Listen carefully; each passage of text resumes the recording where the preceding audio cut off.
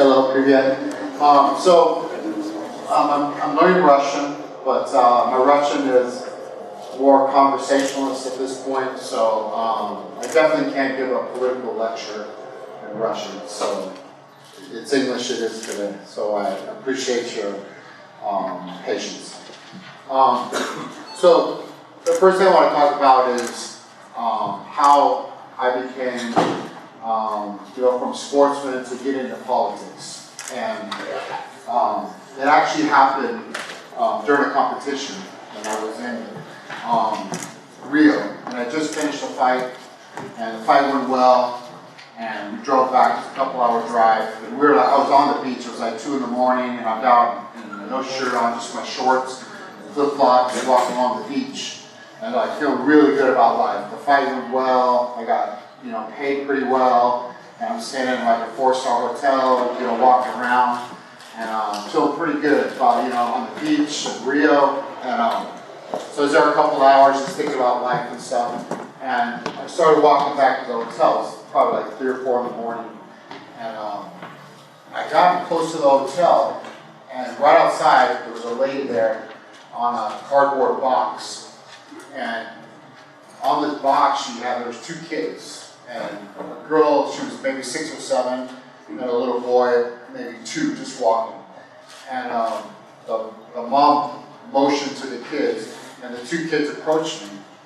And I remember this is like 3 or 4 in the morning, and they asked me for money. They asked me for a couple of Rios, which is like maybe 30 cents or something American money. And they really shook me. Like this time, I'm saying and then when I got to them and gave them a couple of Rios, I walked into this 4-star hotel and had a nice meal, and then took a flight first class the next morning back to the United States. I was thinking to myself, like, how is this? How does somebody who's like a child, a couple of children, or a lady with children, become in this position, and why do I have so much? Just because I fight, I'm a fighter, and so there's such this disparity, and it really got me thinking. And from then on, when I traveled to different places, the Philippines or Europe even, and Japan, China, like all over the world, I really noticed the people and what was going on. Not just the fact that I was there for a fighting competition, but the people that surrounded me and the conditions that they lived under, and why there was this great disparity. And so, at that point, I wish I had gone into political science instead of psychology in school. But I really immersed myself, and I really talked to people, and I felt like now, today, I have a pretty good understanding from being able to travel, not from only being in school. I think school gave me the opportunity to think for myself and the interest to go learn, but just the fact that I traveled made me see different things, and I wanted to understand why there's these differences. So now my goal after I finish my career is to be in politics, and I have my time. I have my time being a champion, travel the world for this thing, and now it's time to help those people who need help, who need these opportunities that don't have them, that I've been privileged to have. So people always say I don't want to, in America this is a big thing, I don't want to get into politics. I don't want to think about it. I don't want to hear about it. I just want to do my job, go about my life, maybe watch the game on TV. And if that stuff doesn't interest me, those guys are all corrupt anyway, I don't care about it. But really, everything in your life revolves around politics. Not just who's the president or who's in the Duma or Congress, but all of a sudden, what kind of passport, where you can travel, how much money you make, where your kids go to school, how much you have to pay in taxes. Everything in your life depends on politics, the politics going on. Not only the politics in Russia, but politics globally, and it's all interconnected. And your life really depends on what happens with these legislatures or Duma members are talking about, and what they pass as law, and how the world leaders are getting along, not just because of war, like in Syria or something like that, but just your daily life really affects that. Going to university. In the United States, going to university is such a privilege right now, but the 4-year cost for a state university is like $75,000 total. Like, who can afford this anymore? You have to take out huge loans, and most people can't afford these loans. A lot of people don't go to college. So a lot of like foreign people are coming there. So this is all politics related. One thing, guys, I want to talk about before I want to say before I go on, like if you guys have questions during it, we're gonna have a Q&A afterwards. But if you have questions while I'm talking about something, please like raise your hand and I'll stop, because I'm here like because I'm really passionate about something and I want to share this with you. But I'm here for you. I'm really here because of you guys. I'm not here for Jeff Monson, for academics or anything. I'm here because this is, I think I've had some experiences at 48 years old, traveled the world, I've done a lot of fights, done a lot of competitions, I've seen a lot of things, different cultures, and I have a lot of experiences that I want to share with you, but I'm here for you. I'm not here for me, okay?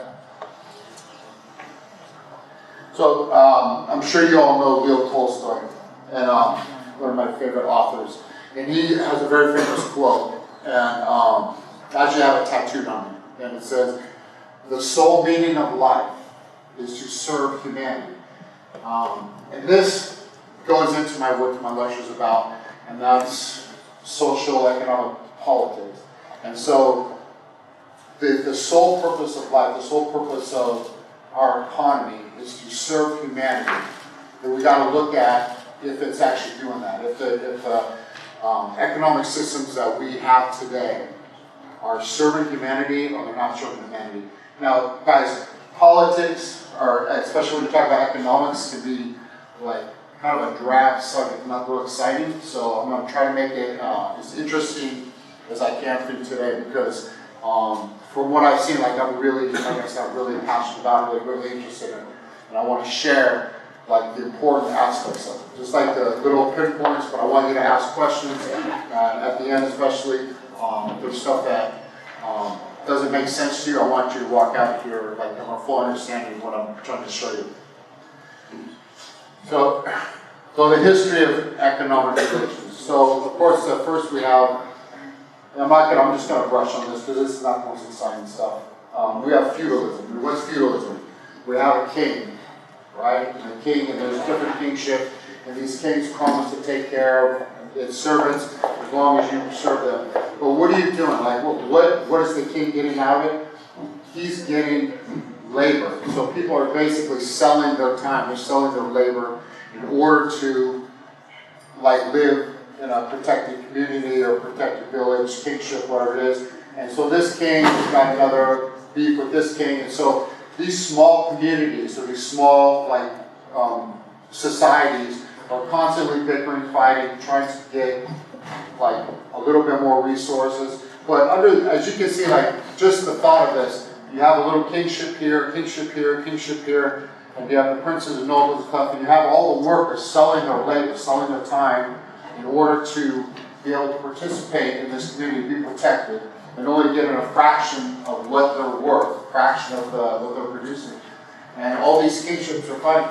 You can see how the world doesn't grow this way, how feudalism had to come to an end, because you're having, nothing is expanding, nothing's developing. How are you getting, if people aren't interacting, they're only interacting to fight because they want to have this kingship. The world's not expanding. And so, you saw at the end of feudalism, you have different cultures, different economic systems evolved out of this because it had to do. People can't contain a person in a box for very long. You can do it for a little while, but it's the human spirit. You want to like learn. You want to go find out about the stars. You want to try this new medicine, you want to do this. Like, you can't be contained in a box. It's the human spirit. That's what makes us different from all other animals, is that we want to go and learn and find out things and explore the world. And so this is what happened. And so feudalism, like, just by its nature, couldn't last. And so it developed, and we have a lot of, you got the Roman empires, the Byzantine empires, different things expanding. but it's all in the name of expansion, all in the name of that empire. And so that, and even though cultures met, it was usually because of war and fighting and trying to get new resources. So we have another theory, political theory, socio-economic theory, socialism. And socialism basically is the work, as you know, is the workers own the means of their own production. So this was a step in the right direction, because the people who did the work actually had a say in what business it was, or had a say in the economy. But the problem with this was that you still had a state. You still had a state overlooking and still taking over the resources and controlling. Even though the people have control the means of their production, the state could take away or give what they want. And so this wasn't a great economic system either. It was a step in the right direction. But a lot of societies have tried this, and today we have Cuba, Vietnam, Laos, a couple other countries are into this system. We have a very strong social network, a strong society, but the country is still controlled by a strong central government. And so in this way, the government is still controlling. But as you see, these countries now, they're kind of isolated. Vietnam, you can go travel to Laos a little bit because they have a little capitalistic nature to them. But something like Cuba, just going in and out of Cuba is especially for an American, is very difficult. And so the people are very poor, and people, especially in the United States, will blame this on socialism, blame this on communism. But in reality, it's just that the people aren't allowed, things aren't allowed to get in and out. It's more of a governmental problem than a socialism problem. So today I really want to talk about capitalism, and it's kind of a downer because it's a tough subject to talk about. But it's something I'm quite critical of because I've got to see it in many different projects, 75 or 80 different countries around the world, and I've seen the things that it's done. I've seen the pain that it's caused, and this is coming from an America. This is coming from someone who lived in white class America, upper middle class. Both my parents had good jobs. I went to university. My parents paid for my university. I had a good job. I had a car. I had pretty much everything. I wasn't rich, but I had pretty much everything I wanted growing up, and even into adulthood. I had a good job. I had everything I wanted. But why did I come to this conclusion? Because I wasn't able to see the things around me, the poverty around me, the things that capitalism was doing, until I traveled out of the United States. I began to fight, and I began to see other cultures and other societies. And then when I came back to the United States, I was able to take a real analytical look at the way I was living. And the reason that I was able to live that way was because of other people that had to suffer in order for me and the people I live with to have such a good lifestyle. So feudalism, we talked about, it only through these kingships only cared about each other, only cared about its in particular kingship, but that's what capitalism is. Adam Smith in 1776, which is ironically the birth year of the United States, he came up with the theory of capitalism. And he said that if every individual on earth looks out for themselves and tries to do the best they can for themselves economically, find their most resources, do what's best for them, this is good for society. This will, if everyone's doing their best, society will grow, everybody will prosper, we'll have to work, we'll have to share, we'll have to do things together because everyone's looking out for themselves, and because they care about themselves and they try for themselves, it will have a positive effect on those around you. And so this theory, I think, has been proven to be wrong. Adam Smith, actually, he has a really bad reputation among ardent communists, socialists, But he was really a good guy. He just had a bad idea of what would make people better, would make society better. What we found is individuals, and we can see it today, every individual looking out for himself. In every interaction, every economic interaction, there's a loser and a winner. If I sell you something, if I sell you this bottle of water for 500 rubles, well, it cost me a certain amount to make this. Maybe it cost me 200 rubles to make this. So I'm getting a profit of 300. That means you're having to pay me 300 extra rubles for this bottle of water. Now, where does that money come from? It's because someone else, maybe you exploited someone else to get that extra 300 rubles in selling something else, or for your labor, or for their labor working for you. So it just goes, it's like a pyramid going up and down, but somebody's at the bottom of the pyramid. Somebody's got to hold up the system, and then who it is, it's the working class. And we'll hear this a lot, we've heard a lot, in socio-economic politics, communist, socialist, and now capitalism, it's the working class. The working class that does the labor, and the other people are able to benefit from this labor. So the criticisms that I have about this, I'm going to give an example. So I was at a hospital. My grandmother was really sick. This is a couple of years ago, and I was in the state of Minnesota. And I went to the hospital. I went to visit her every day, and she was quite ill, and eventually passed away. But while I was there visiting her every day, I noticed at the front desk they had, you know those things where you can fill out your form, put your name and address, and put it in the box, and if they pull out your name, you win some whatever prize, whatever it is that they're advertising. Well, what they were advertising was a free casket when you die, which is a casket, right? So imagine this, at a hospital, when you're there with a sick relative or friend or visiting someone, or maybe you're sick yourself, you're at a hospital, and they have, they want you to put your name. Obviously, all the people who don't win, they're going to call them up and say, oh, when you die or when someone dies, call this, we'll sell you this casket. It's, advertising. But I find it quite ironic at a hospital, they have a means to, very inappropriate, to advertise for caskets at a hospital. Like, you could win a casket, right? I don't know, I imagine winning, they call you up and say, hey, you want a casket? It's like, okay, that's good. So my grandma just died, but I won this casket. But this is the idea of capitalism. Everything is for sale.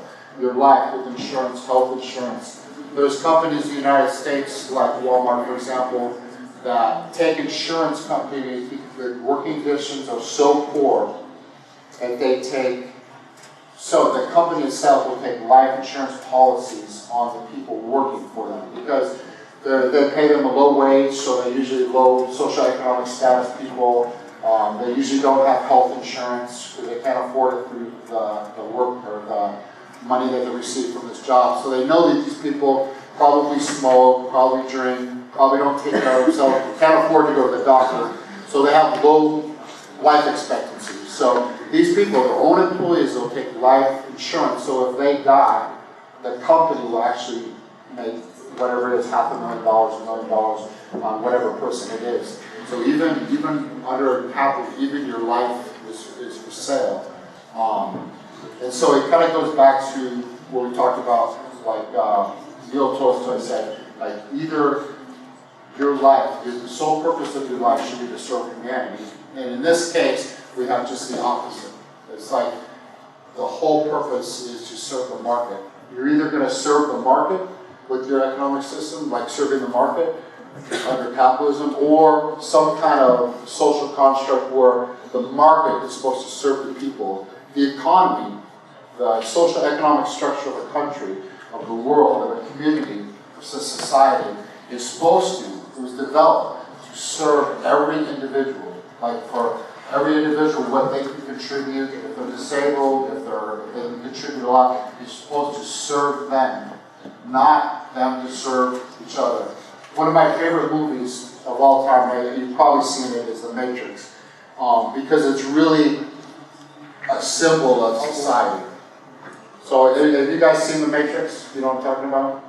Yes. Yeah.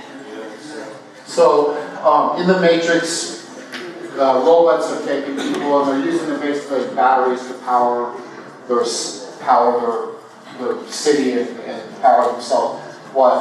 This is like symbolic of people, of a factory, of a system, of a capitalistic system, using every individual, extracting labor from them, and when they die or when they're unable to produce anymore, then they get rid of them. You're a cog machine, you're replaceable.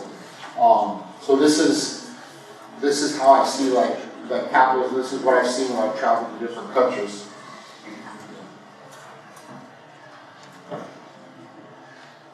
And as a sportsman, and this is what I see I see many people have said when I've had political arguments with them saying, Jeff, you know what, it's human nature, competition. We should compete. We should compete for, to build the best factory, to build the best products, to sell the most shoes, to do this. And I agree, competition is good, but competition needs to be in the realm of actual competition for ourselves, for entertainment, for our self-worth.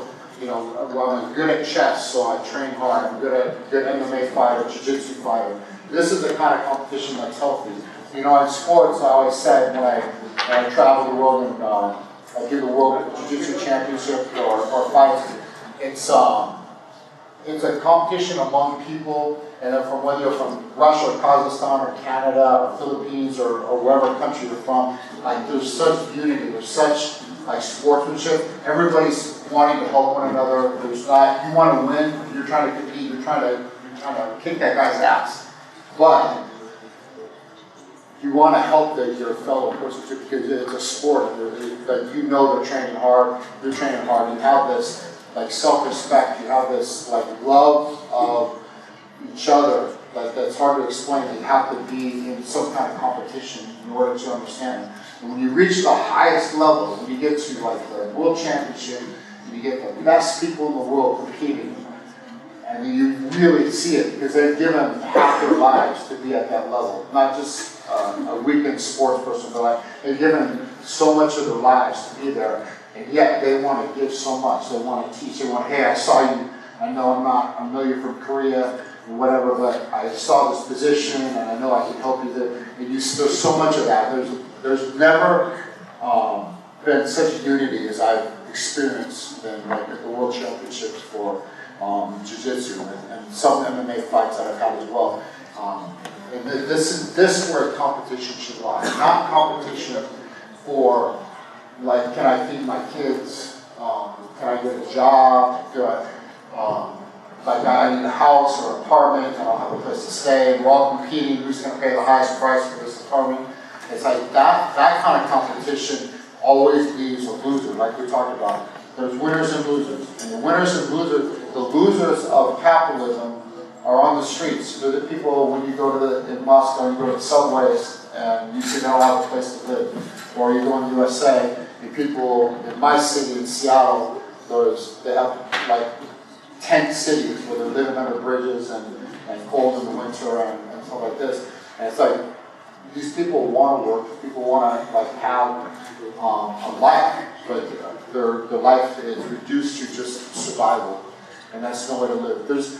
There's something that I came up with. I'm a psychology major, and there's a thing called self-actualization, where you have this idea, especially as a child, and everybody has this idea of where they want to be. I want to be an astronaut. I want to be an Olympic champion. I want to be a great teacher. I want to have a family with 3 beautiful kids. Whatever it is, you have some idea. Everybody has dreams.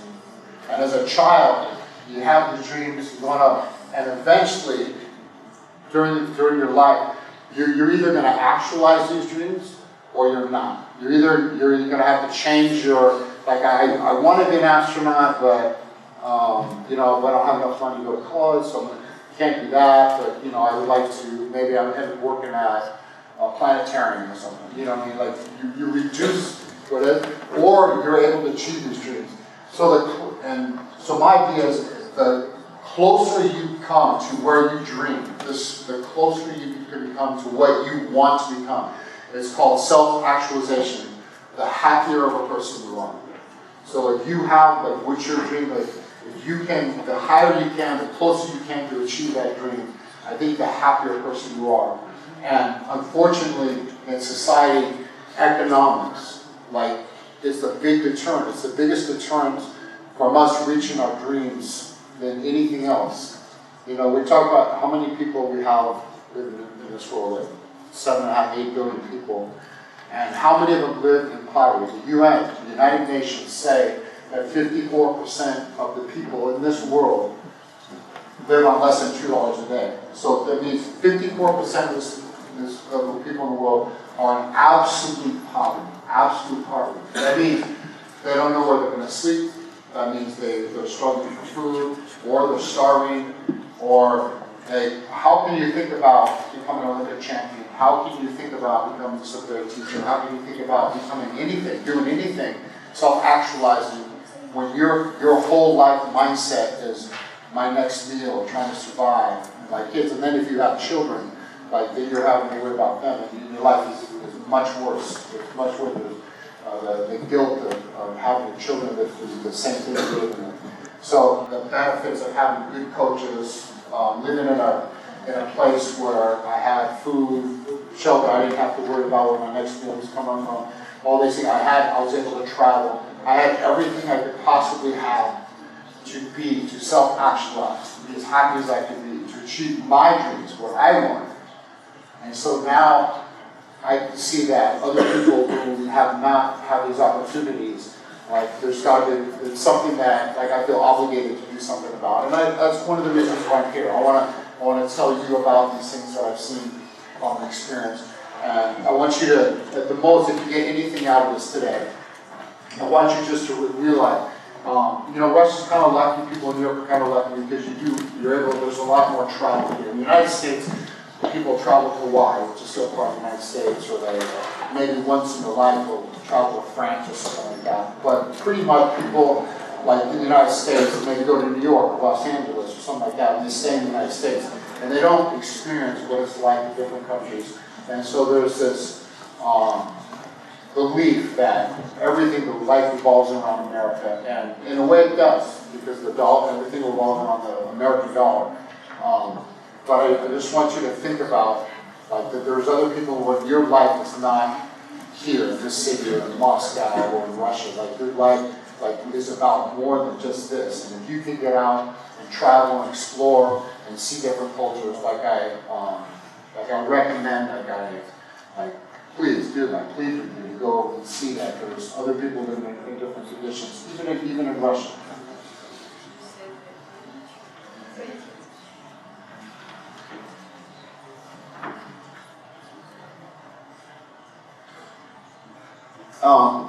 Going back to some of the criticisms, I'm going to cut like the capitalism kind of story. I think I'll make a point with it. But they talked about, like, freedom and in the United States, and a lot of this is coming from my experiences in the United States. And obviously, I go back all the time. I have 3 children there. 2 are in university as well. And some of the criticisms are that there's no freedom, like socialism stuff has no freedom. That if you want to be absolutely free, you have to, like, capitalism is the way. Like, you need capitalism, that way you can go do what you want, you can charge what you want, you have no limitations. But I'm saying that capitalism is the opposite of freedom, because if you can't go, maybe you're allowed to go, I'm going to go travel to Europe. If you don't have the money to go travel to Europe, then there's no freedom. If you don't have the opportunity to do these things, you might be allowed to, you might be able to go allowed to buy a ticket and get a passport and go do what you want. But if you can't afford to, you might be able to send your kids to the university you want, or go to the theme park, or go to whatever church you want. But if you don't have a car, if you're, like, worried about feeding your kids, then what freedom do you actually have? There is no freedom without economic freedom. Remember, that's really important. You don't have freedom to do what you want. You might be able to, in the United States, they say you can say what you want, go whatever church you want, worship who you want, like say, I hate Trump, screw him, like all that stuff. You can. Nobody's going to say anything to you. But if you can't do anything about it, then you don't really have freedom. You can say what you want, but you can't do what you want unless you have the economic freedom to do so. And one of the last points I want to make about capitalism, and this is important, is that our environment can't take it. Our environment, you've all heard it, we've got global warming, I mean the oceans are acidic, we're running out of resources, there's not enough fresh water, there's droughts, the weather's changing, all this kind of thing. But it's really true, the Arctic ice is melting, all these things are true. Like this, scientists are saying now, our world cannot contain capitalism. By its very definition, by its very nature, is expanding. You have to constantly expand. That means you need new resources, new markets, new people, and that's why it's global. That's why people get addicted to it. It's like, oh, it's great, but the earth we can't keep fishing our seas the way we are. We can't keep cutting down all the trees that we do. We can't keep spewing carbon dioxide in the atmosphere without there being consequences. So capitalism is an infinite, constant machine that constantly is expanding, but we're in a finite world. This world is not the universe where we can just destroy this planet and move on to the next. This is the only planet we have, the only planet we're ever going to inhabit. And when this is gone, we can't exist anymore. Not only cannot the animals which were extincting currently, but we're not going to exist on this. And this is not happening like in 2,000 years. This is happening now. This is happening in our lifetimes. And I mean, this is something where I'm worried about my kids and my grandchildren, my future grandchildren. Like, they're going to have to live in a world where like fresh water is like a very scarce commodity. So this is important. And one little story I want to share with you. So we're speaking of weather change. So in Florida, where my youngest daughter is, I go there like every 6 weeks and we hang out for a while.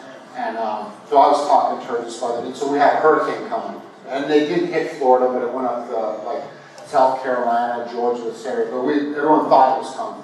So all the stores, it just goes crazy. Like all the gas stations, you have a queue out like an hour and a half wait to get gas. Like all the stores are selling water, and everyone goes crazy, like trying to stock up for this hurricane that could or could not come. And so what the stores do, there's big stores, and so like they maybe have just these kind of waters. They might have like 50 of these waters for like $10, right? But when the hurricane's coming and everyone's going to go buy, they'll raise the price to $20 or $22 or something like this. And so it's called, the actual term for this is called disaster capitalism. It's like, because the whole idea of capitalism is to maximize your profit at the expense of other people. Everybody should be doing this, according to Adam Smith, and according to the theory of capitalism. So I asked my 9-year-old daughter who I was with, I said, what do you think about this? What do you think about the store? So the owner of the store, he's a person, he has a family probably, and he needs to pay the rent, and he's got bills.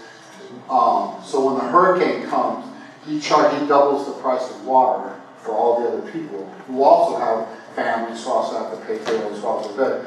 And I just asked her without trying to influence her in any way. I said, like, what do you think about this? Because he's got to take care of his family, but other people's got to take care of themselves too. So who's right in the situation? And she's like, I side with the people. And I said, well, why?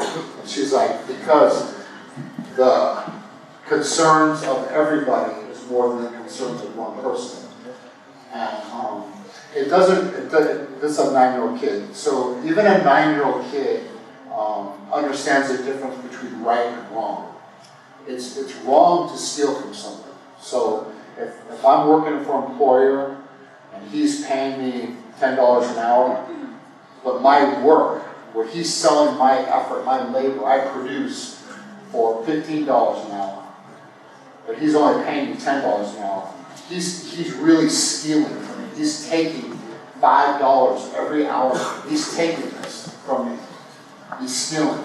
And so, but the people like in the media and this, they produce or they show this as freedom. I have freedom because I can go serve. I can go, if I don't like that, I can go work at a different store then, and maybe he'll pay me $11 an hour. But I'm still only going to get. I'm still giving them more than I'm receiving. You know what I mean? I'm still giving them more than I'm receiving. So they're taking from me. So it's the market. It's not the individual company. It's not the individual man stealing from me. It's capitalism. It's the market that's stealing from me. And we go back to the beginning. It's like you're either going to serve the market or the market is going to serve you. And so my debate here, I guess, my speech, is saying that we need to get to a system where the market is serving us and we're not serving the market. So what should we do about this? What can we do about this? And the first thing is to educate ourselves. Like just begin it. Like we understand what we have and what we do is because of labor. It's because we're working. Other people are working for us. We need to educate ourselves. Like that there's a system going on that's where equality it doesn't exist. We need to think of a system of equality like exists. And, you know, I'm gonna throw the word out. So communism, you know, like the old USSR. So I'm sure you realize by now that USSR was not communist. For communism, you have to have no state. You have to have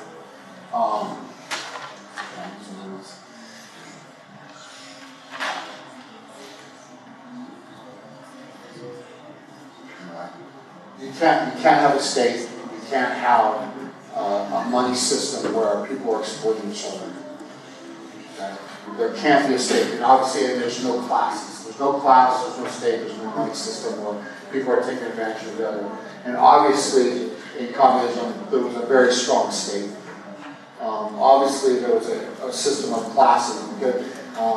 You know, if you read it, like you have the top, the Duma, and down the military guys, the very bottom were the workers, and they're supposed to own the means of the production. And yeah, they did it to an extent, but they didn't really own the means of production because the state controlled like the resources, how much they got, how much they gave back. So even though the country, the individual Soviets in different places may have owned a factory, owned a farm, the state really owned it, so they only got a fraction of it. So in the United States, the media, we talked about educating ourselves, like they start today. But educating yourself, you got to really pay attention, and this is why discussion is so important. You can't believe like everything. I was talking, we were talking before about the media in the United States, or the media talks about different things, and you can't believe everything the media says, because the media in the United States, all the big media, USA Today, ABC, NBC, they're owned by 3 different individuals. All the media, like 20 different of the major outlets, are owned by 3 people. So it's the same thing. It's what they want to tell you. So you have to educate yourself, and there's no easy way to do this. But the best way, like I said, is to go explore, go travel the world. You can see for yourself and make your own judgments. You don't have to take my word for it. You don't have to listen to the news, but you can make your own judgment. I go to Donbass a lot. I go to Lugansk and Donetsk, and all the issues going on there. But the last time I was there, I was able to go to Lugansk. We actually traveled by car all the way across the country and all the way across Donetsk, visiting different people, visiting different farms. I did a little master class in Donetsk. We drove all the way back. I met a lot of people. I spent months there at different times. And on the way back on an airplane, when I got back to Russia and I ended up flying back to the States, one of the major outlets is the Washington Post. And so they give it to you when you get on the airplane. And so I was reading the Washington Post, And it was talking about Donbass, it was talking about the area, and it went on to say how criminal gangs are running the whole country, there's no government, everybody's at gunpoint, everybody is afraid to talk because they're going to get shot, everybody is running scared, how there's a shortage of all these resources and the government's taking it all. And it just, like, thing after thing after thing, and I couldn't believe what I was reading because I had literally 2 days ago I was in this country and I saw what was going on and I was like, this is like the absolute opposite of what I just saw, what I just experienced. And we stopped at different farms. We talked to people like, how they didn't expect us to come there. You know, so it wasn't set up, it wasn't for show. Like I was seeing different people that like had no idea that they're going to see Jeff Monson coming through their place. And you know, they offered the school and stuff. But like everything I saw was different than what I read in the Washington Post. And this was a newspaper that any American citizen on that particular day could have read, and then that's what they would have believed, you know, if they read the newspaper. So, please, you gotta educate yourself. So my whole plea to you guys is educate yourselves, listen, talk, and travel. Travel. And please experience different cultures, and keep your mind open to the fact that people are going to experience, and people have lived a different life. The people that we call terrorists in Syria think that the United States coming and bombing them are the real terrorists. They have because that's what they're going to believe, that's what our media is telling us. They have an absolute different perspective. And that doesn't mean that we're right or they're right, but it's a different perspective. You have to experience it. You have to look at both sides of the coin to make up your own and understand it. So, I was going to talk about the central banks, but I think I've gotten into politics enough. So now I'm going to take this opportunity to ask any questions or answer questions and have an open discussion. What's your opinion is the best solution to beat the poverty and at the same time not to injure the whole economic system? That's my question. That's a good question. So I was asking how can we solve some of the inequalities without injuring the whole economic system and change it upside down. So, you know, I don't believe in a state. I don't believe in it, but I know this is not like realistic in my lifetime. So what do I believe that we should do? I believe that we need to prioritize. It's what the priorities are. Like our taxes, we all pay taxes. What do our taxes do? We all contribute by working by our whole lives, and this money is extracted from us. So we should have a say in where it goes. You know, we should have. If we're spending half our income, like the United States, half the income or taxes is on the military. 50% of everything, instead of roads, schools, healthcare, education, anything, it goes for military. So you have half taken out right away. So because that's a priority. We need to prioritize people above profit. We need to put more money into schools. Schools should be free. Like absolutely, the secondary education should be free. Healthcare should absolutely be free. Healthcare is a human right. If you're sick, you can't afford healthcare, you're going to die, or you're going to have to get worse. If you're going to actually drain out society anyway, you're going to have to take care of them. So the basic necessity, like everybody who's willing to work should be entitled to a place to live, transportation, healthcare, and education. Those basic minimum. You don't have to worry about those things. If you're willing to work or you can't work because of some physical whatever ailment, those things should be given. Those things are a human right. So that's.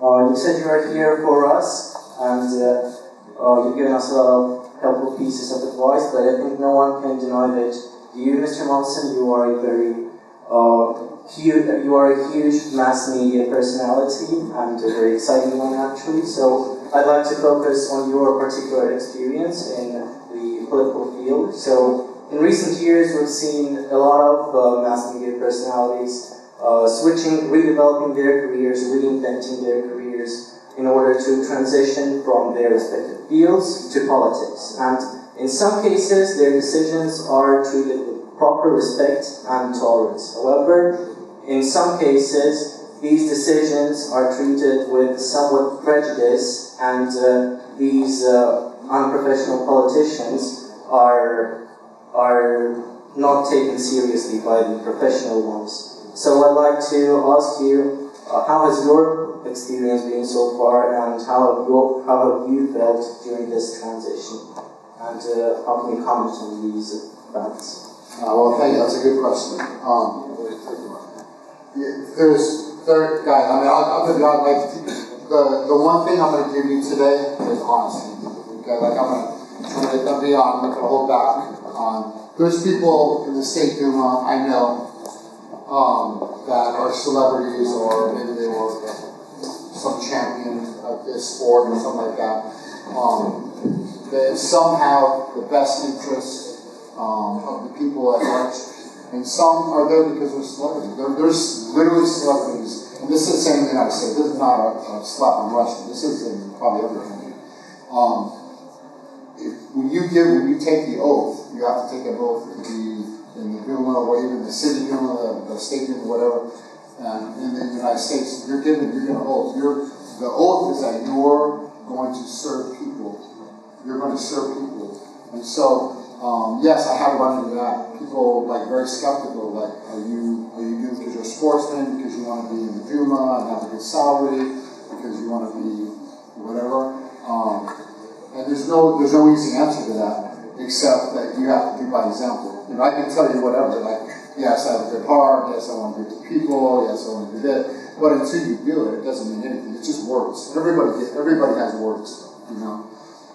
They say United States, pardon my French, but everybody, excuses, oh, I was going to do it, I was going to, they say United States. Well, excuses are like assholes. Everybody has it. And it's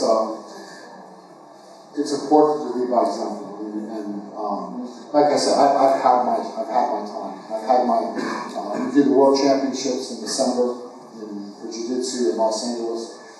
And then I'm finished. And I've had so many people give so much to me in Russia. I've had so many people, my coaches in the United States and in England, do things for me. I've had so many opportunities. And it's really my time. I've seen so much. And I think, I was seeing so much for it. It's a reason. Now I feel obligated to do something. And because, yes, I'm a personality or a celebrity or whatever you want to call it, like I have an opportunity to do something, whereas if I were Mike Smith coming from America, I never did MMA, nobody knew who I was, I would have a lot less opportunities to be in the State Duma, to be here to lecture to you, to do these things, and because I want. So I want to use that opportunity, and I acknowledge that it's that fact that I would be fired that gives me this opportunity, but I want to use this opportunity to try to help people. It's an oath, it's important. So. Thank you.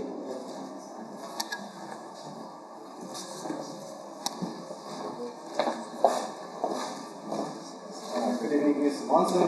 Thank you for the speech. As for those people who live in the streets, under the bridges, they are... doesn't work. As for those people, they are satisfied with their lives, but they don't want to work. So how do they contribute to the society? What's the purpose of their living, and how do they serve others? That's a good question. I believe in freedom. Like I want absolute freedom too. So if you're homeless and you're living on the street and you're having, when I was in Japan, there's people who have like 10 villages who don't work, or maybe just they go grow vegetables or something for themselves. They don't, and they fish, but they don't work really. They just live amongst themselves. But they don't pay taxes. I'm perfectly fine if that's the way you want to live. I'm not talking about the homeless people who choose to be homeless. If they choose to be homeless and not part of the economic system of society, then that's your choice. Then don't be. But if you want to work and you can't find a job, or you've been sacked from your job, or you can't have it because you have 4 children and your husband left, and now you're a woman, and if you go to work, you can't afford somebody to watch your 4 children, so you have no choice, you end up on the street. These are the people I'm talking about are people who want to be part of society, who want to contribute. I'm not one of those ones that get like, oh, he doesn't want to work, it's okay, he's a person, help him out. No. Like, if you want to be part of society, then be part of society. Then you need to work. Or if you can't work, contribute in some other way, or find something. And Scandinavian countries have. There's women who watch other children. It's like that. So they don't really have a job, but when other kids go to school, after school, they watch them for a few hours, like 10 or 12 kids, and then that's how they're contributing. So they're helping the people who are in the job force doing that. So, but the society itself, the Scandinavian society, which is like in Norway, they go out and find like jobs. They go create. If you get fired from your job, they retrain you for another job, and so you don't have to worry. And you get paid while you're not waiting like when you get kicked out on the street. They're paying you well, but they'll educate you. They'll find a new job. They'll you'll learn about some other kind of trade, and then they'll put you out there so you can work in this trade. So you're always getting people to be part of society. And you pay really high taxes, but you don't have any worries either. And everybody's whether you're a school teacher or a lawmaker or whatever like that, you're going to live. You can live a normal life without worrying about not having a car, not having a house, not having education, not having health care, not having like the necessities. You know, if you want to have a big mansion, okay, well you better go work and do a lot of extra stuff. You know what I mean? That's on you. But just to have some place to live should be a human right if you're wanting to work. And so I do like that question. And how do we change this system? It's very difficult, and it's taken a long time for this system to be in place. If it didn't happen overnight, but I believe things have gotten better. I mean, it's definitely better than under Yeltsin or something like that. It was crazy. It was a free-for-all. We sold the country. I mean, it's improved. And the best that I can do, like I said, I want to work from State Duma, is to lead by example. I mean, I think if enough people become, it's part of culture. Think of culture like, is it okay in the culture, in some politics, to be corrupt? Yes, it's part of the culture. It's allowed to some extent. So we have to get people in there, or the people who are in there, they have to make a change so that is not acceptable anymore. And that's the big thing. And leading by example, educating other people. You talked about protests, and people ask me, well, what would you do in the stadium and stuff? If I go in and say, I'm going to make a change, I'm going to fight corruption, I'm going to go on, man, I'm going to be gone. Like they're not even going to take me serious. They're going to say, we're not going to let this guy in, we're not going to let him do anything. But if you come in and say, hey, I want to make change in a positive way, I'm not going to be corrupt. I'm going to try to work for kids. I'm going to try to work for people who have lost their apartments. I'm going to try to work for these positive changes. And then you get others on your side. Because there's a lot, I know, obviously I'm in the Krasnogorsk in the council, and there's a lot of good people there. But, our salary for working there is like 3,200 rubles a month. It's no salary. So the people who actually are working there are doing it because they want to make a change. They're not doing it for money. They're not doing it for prestige or fame or anything. They're doing it because they want to make changes. They want to help. So there are people, and I have a couple friends in the stadium as well that want to make change. So these people need to get together and make a change in a positive way, like just to influence other people to do the same. And make it the culture. You got to make it the culture. Like, this is not acceptable. This is we do things right here. But it's not overnight. It's not. There's no easy answer. man from here.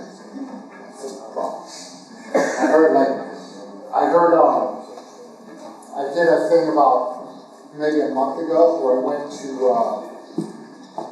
for orphans. Yeah, we did a thing for orphans. They're kids with no parents, right? And they asked me to come, and they were like, yeah, we can't pay any money, but will you come do this? And it was a friend who asked me, and she works with the orphans, and I said, of course, I'll come. And there was a couple of celebrities there, and she told me that in all of Russia, that they got paid $550 million US dollars per year for the orphans, like for defense, for finding parents, for all kinds of things, for these orphans, right? And she said 3% reached the orphans, 3%. All the rest was taken by this person, down the road, like just down the line, until the very end, 3% was left for the orphans. Now, I have no idea who these people are, like where it went, how it went. I'm not into this, but those are the things that we got to change. But I think we can, because I think if we put pressure on them, if you went to other lawmakers in the Duma or like regular people and said, hey, look at these people, you care about kids, right? People are going to go, yeah, of course I care about kids. Okay, well, these are orphans. These are like at-need kids, right? Okay, yeah, we care. Okay, well, only 3% of the money is given to them. We have to do something about this. I think a lot of people would try to make some changes or try to find out what happened to this money and try to make sure that they help. I think that a lot of people care enough that they would make a change. You just got to make it the culture and explain what's going on. Not everything's in secret. This person's taking a little money, this person's taking a little money, this person's doing this. But you put things in the open, make it clear for, hey, look, bring it up in the building. Hey, these kids aren't getting their money. What the hell's going on? Why are these kids getting $550 million and only getting $5 million? This is wrong. Everyone's going, whoa. These are Russia's kids. You gotta do something about this, right? Yeah, I think if you don't agree, you're gonna look terrible. If you say, no, we're not gonna do anything, I think everybody's gonna want to agree. And if they agree because the culture is we've gotta help kids, then I think people will get on board and they'll put a stop to this. But it's little things over time, getting people on board. And like I said, it's not an overnight thing. It's gonna take time. It took time. It's taken time to get to this point where we are, where things were absolutely awful 25 years ago, terrible in Russia as far as corruption, people like gangs and oligarchs running the country, and I think things have gotten so much better, so much more civilized, so much more fair. There's just so much long ways to go, but I think we're making progress, but we can't be satisfied. We gotta push the envelope, and make it the culture to be differently changed. Okay. What else? Exhausted? So, yeah, that. What would come on, please?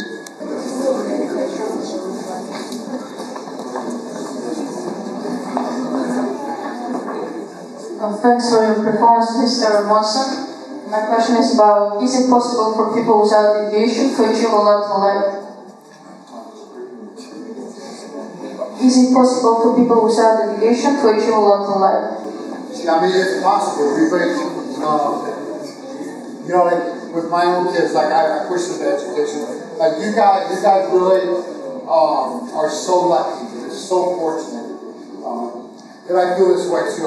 Education, you guys, it's not what you learn in every class. It's not like you took an economics class and you learned about capitalism or Karl Marx and come to this and that. That's not what's that important.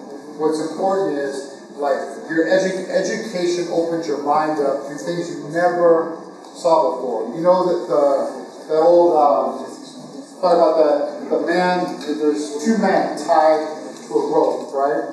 And they're looking at a wall, and there's a fire behind them. So their whole world, all they see is shadow. everything in the world happens behind them, and they just see the shadows. And they think that's the world. Well, one man breaks out. And he goes out and sees the real world. He's like, oh my God, this is nothing like I thought it was. And he comes back to the other man, and he goes, I'm going to untie you so you can see the real world. And the man goes, no, this is the real, this is what I want.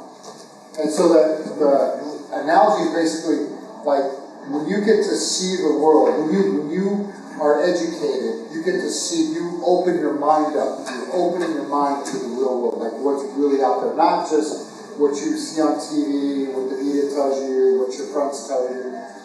When you're able to travel and be educated and open your mind up, can you be successful without education?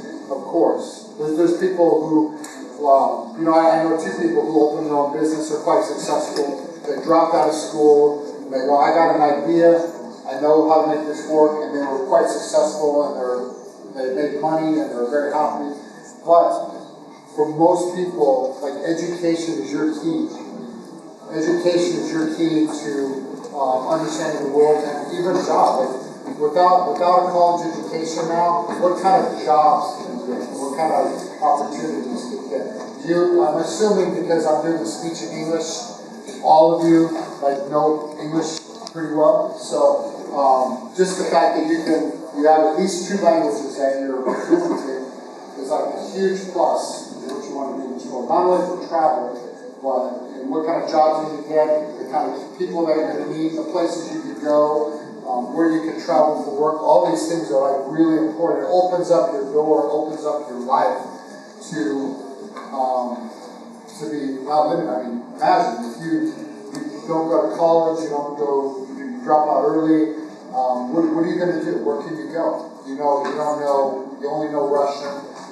You've never traveled anywhere. You haven't really opened your mind up to the world. So what kind of job would you be able to, would someone hire you for?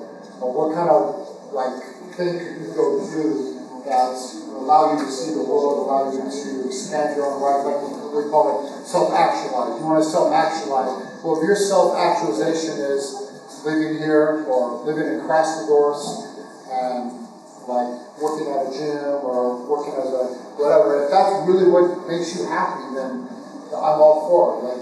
Make yourself happy. Everybody has different expectations. If that's what makes you happy, then that's all for it. But if your expectations, if your self-actualization is for exploring the world, like living a different life, having many opportunities, guys, you're the luckiest people on earth right now, because you're in a great university and you're learning and you're opening your mind, and this is the best thing for you. So happy for you. Занятия, чтобы не пропускали. I said, don't miss classes. Okay, so any further questions from the audience? No, you've been exhausted. So I would like also to ask a question of you. And I heard that next year you'll be running for the State Duma membership, won't you? Yeah, 2 years from now. 2 years from now, yeah. But will you be running as a private political individual, or will you be representing any organization or party?